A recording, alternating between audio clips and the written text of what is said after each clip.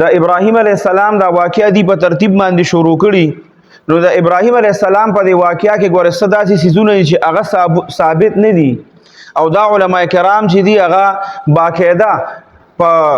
مساجدو کې هغه په منبرونو باندې هغه بیانوي. هغې کې لومبنۍ خبره خو یو دا د دې چې کله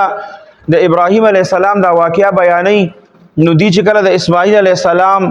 د ذبح وخت راشي او هغه ذبح کېږي او په مری ولا چاړه راخکي نو په دغه وخت کې دی دا پکې د ځان نه دی زیات کړي دي چې یاره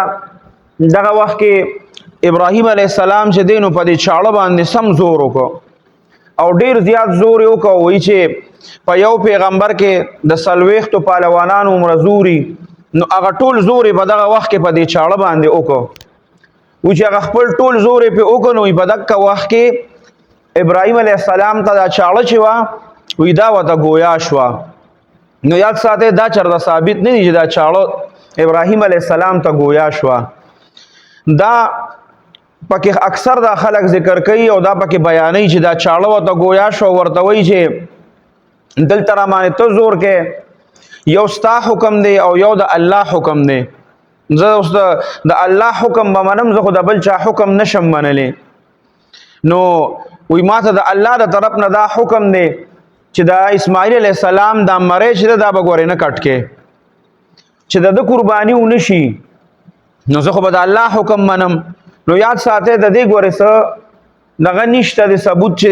دا چاړه چې ده نو دا ورته ګویا شوه او هغې ورته دا خبره وکړه چې ماته د الله له طرف نه حکم دی.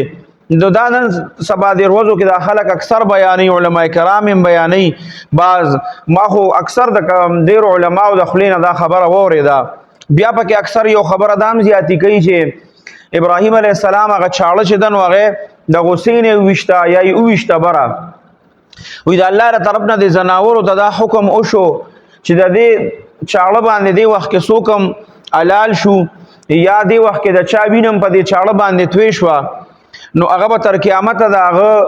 چې دا مسلمانان استعمالوي او خوري نو هغې وینه به نه تویږي بس هغه به دکه شان حلالي. نو هغه په هوا کې چې دی نو دا مولخ چې کوم حلال مولخ دی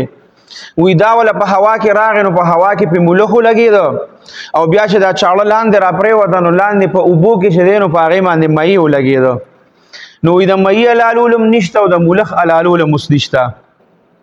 نو دا خبرې چې کوم دي ګوره د دې یاد ساتئ بعض خبرې داسې د دې ثبوت نشته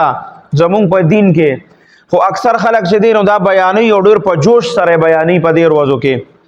په دې ورځو کې ګوره د دې څیزونو نه ځان ساتل پکار دي او دا قسمه څیزونه چې د دې مخنیوي پکاري.